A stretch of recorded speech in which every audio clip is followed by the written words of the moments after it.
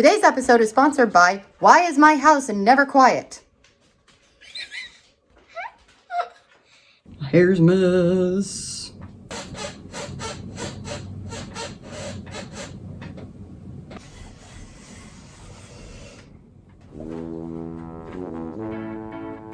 Better.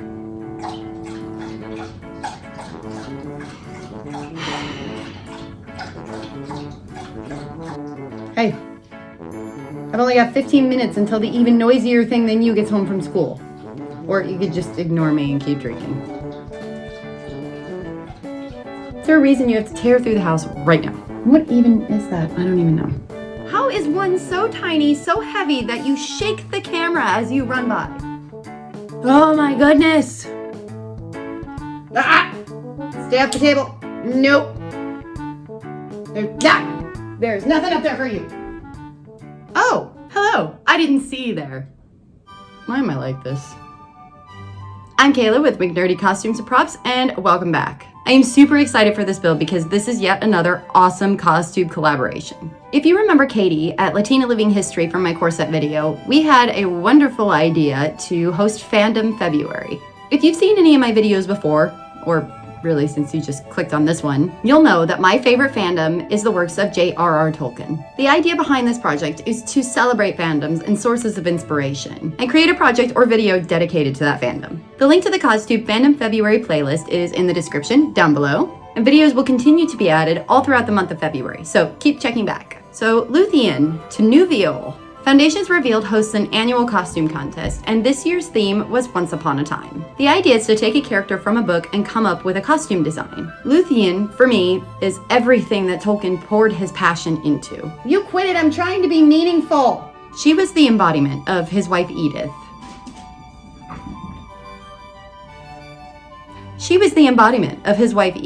So much so that after her death, he had Luthien inscribed on her grave. And after his own death, the name Beren was inscribed on his grave. The two characters were soulmates, and Luthien even gave up her immortality to remain with Beren in Middle-earth. Not crying, you're crying. If you've never read the Silmarillion, I'll be giving you some of the cliff notes as I go through this process. Beren stumbled up.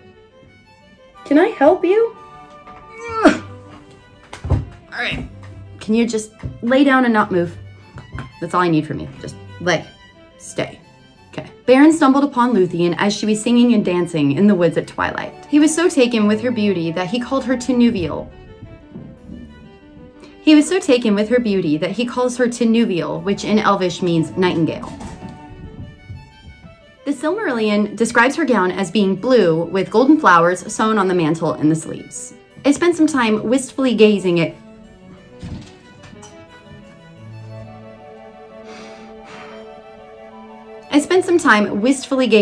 gorgeous silks, and as much as I wanted to do her beauty justice, no pressure, right?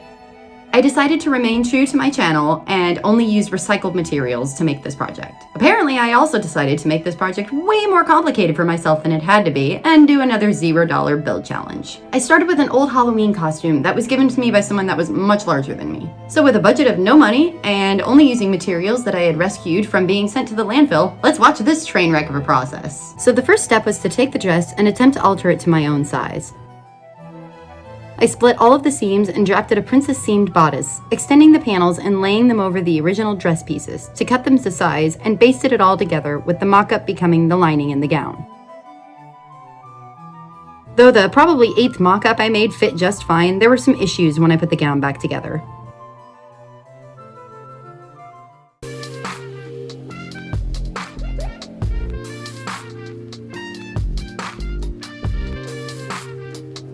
Okay, so I don't know when the last time that I showed you what has been happening with this dress, because it's taken me forever to try and get a closer fit, which I have achieved the closer fit. Don't mind my basting stitches. However, if you could see the situation going on right here, evidently too tight across the bust. I did not leave enough seam allowance to account for that. So this zipper in the back, it's coming out, and I'm gonna be putting in lacing instead because this is not an ideal situation. Sorry, it's just too funny.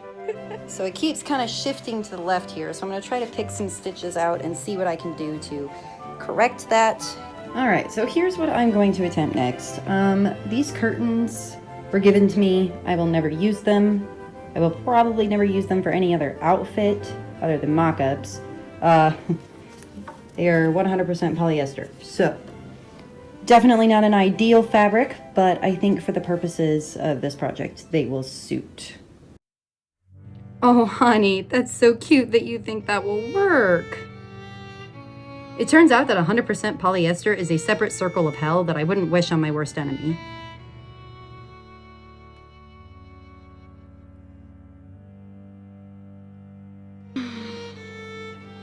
Oh my god, y'all. So adjusting the Halloween costume didn't work out. The curtains didn't work out either because they were a giant pain. They were fraying everywhere, so I tried serging them. I kept clogging up my serger. Managed to wrangle the pieces into something that's at least remotely resemblant to what I'm trying to make. And then I put the French seams in. It's just all pokey and weird. And oh my god, this fabric just does not iron nicely. I can't get it to look right, and I've already wasted 2 weeks of my precious time, and I'm running out of it. I'm gonna have to figure something else out, and I don't know what I'm gonna do. I'm like this close to bursting into tears and like throwing something, and oh my god, it's right at this point where I feel like, should I just give up on this project? Should I just try to maybe do something else? But I can't do that. I don't think that I've got any other project in mind that will be as meaningful, or I mean, say I do find another project, it's not gonna be the same. I'm gonna be disappointed and bored with it because this is the project I set out to do. This is the one I want to complete and finish, and I just can't get it. I just can't get it right, and I'm gonna sleep on it, and maybe hopefully tomorrow I will figure something else out. Okay, so I definitely am a lot happier with this. I fixed up the unevenness issue in the front and decided to seam it back up the back and split it down the front instead because it was just still too tight across the bust. Nothing I could do about that. So we're gonna do a front lace, and I have this fabric here. I have a couple different kinds of gold to kind of test out, and I need to put some sort of stabilizing strip in here for the laces. So we're gonna go with this gold here. All right, so here is the progress so far. I filmed a lot off camera just because I was really frustrated with trying to get the fit just right on this gown. But I think everything is sitting very nicely now. It doesn't fit quite as decently on my dress form as it does on myself, so there's gonna be a little bit of modification with that. But I need to have it on the dress form so I can finish putting the sleeves on. So these here are the sleeves that came off of the original dress. The problem I am facing is that the arm side is just too low. I attempted to put in a gusset to kind of give myself a little bit more underarm room, but that wasn't working. Also, if you have a Christmas tree and you have cats, you know exactly what I'm talking about with this. Okay, I have this. It's a random, I believe it's a tablecloth. It was in a box of sheets that I picked up at an auction a few weeks ago, and I think it'll serve its purposes nicely for the big billowy sleeves. So I'm going to do my modifications to this and hopefully have enough left over in bias stripping to be able to go around that arm side. Gonna be honest, guys, I eyeballed the heck out of the bottom sleeve pattern. All right, so here is the progress so far. The sleeves were a bit of a pain.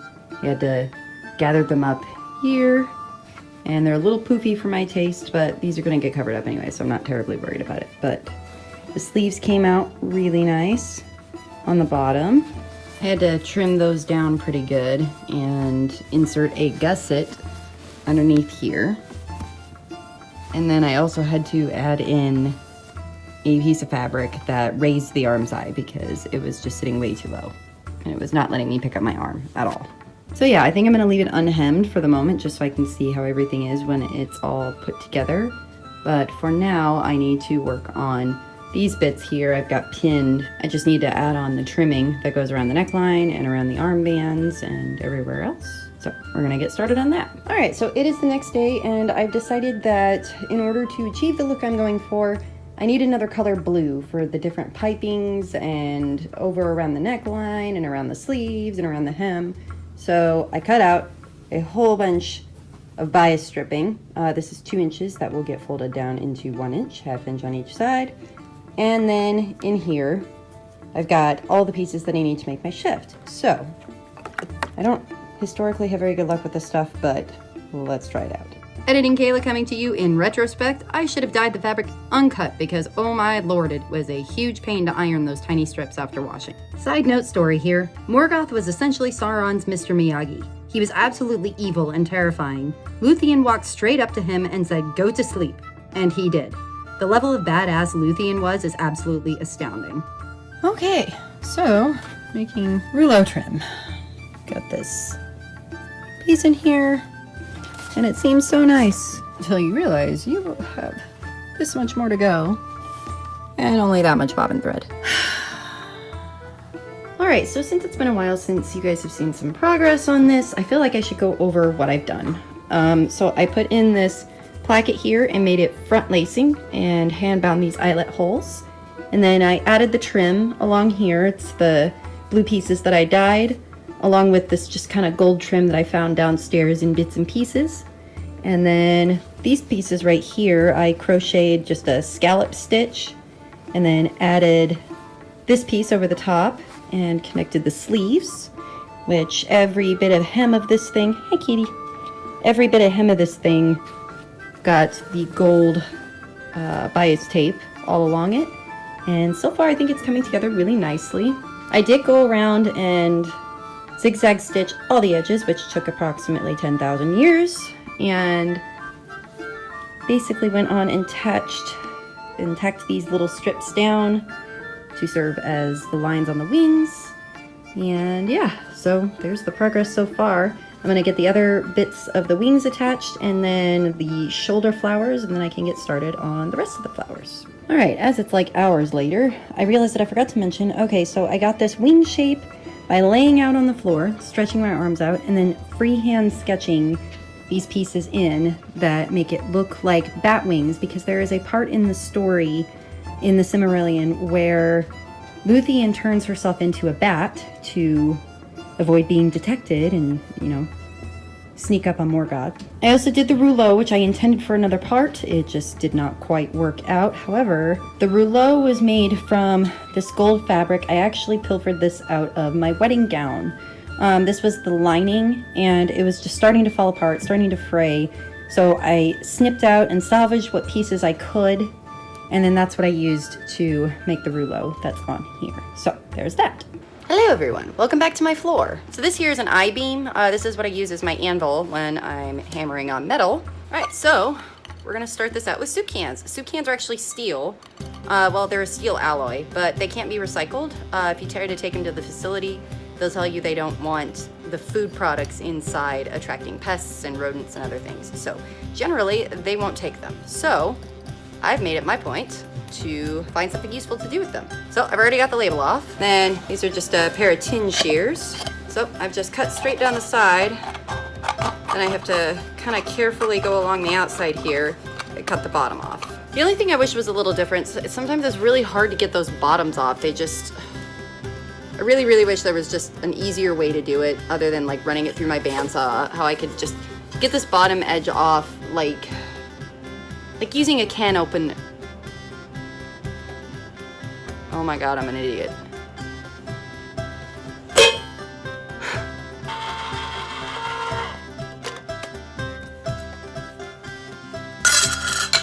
I really can't believe it took me that long to figure this out. Alright, so for this next part, I'm gonna use ear protection because it can get pretty loud and pretty obnoxious without it, so. Alright, here's what I've ended up with so far. I can't quite get all of the ridges out of it, so here's what I'm gonna do. So I found these flower templates online and just covered them with packing tape and to keep them structural, and cut them out, and I'm gonna trace them onto here and trim them out.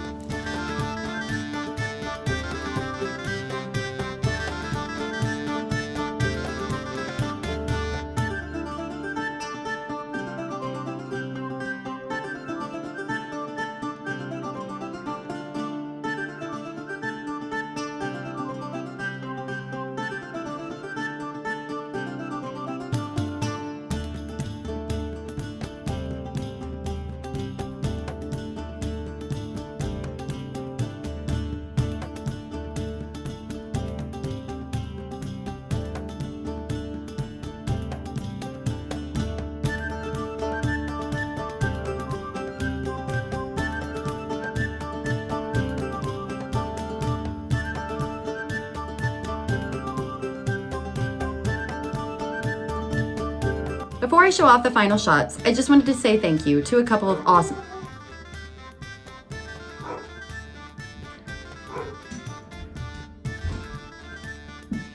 Oh my god, I just need 5 more minutes!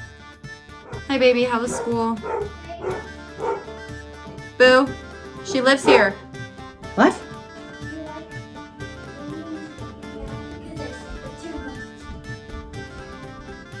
What? Okay. Pitter patter.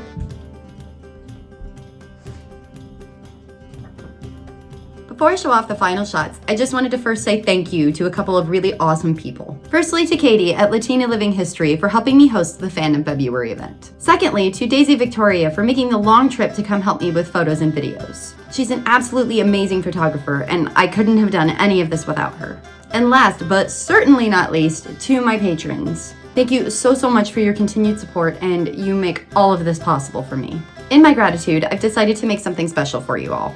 The appendices will be showing up on Patreon soon, which includes bonus content, bloopers, and deleted scenes just for...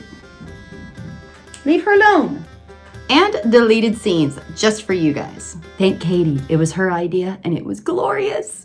Look forward to some awesome collaboration content from Daisy's visit, both on my channel and hers. Links to everything I've mentioned will be down below in the description, and this is YouTube, you know what to do. Thank you all for blah, blah, blah.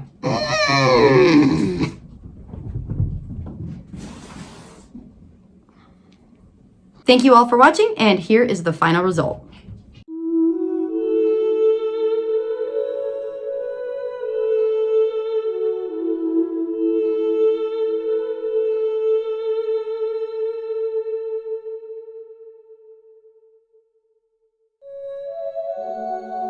Blue was her raiment as the unclouded heaven.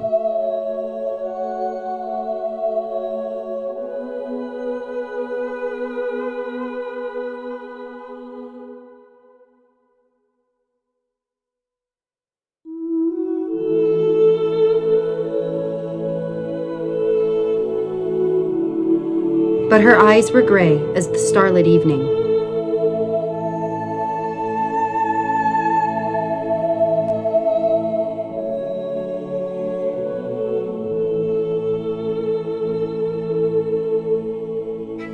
Her mantle was sewn with golden flowers.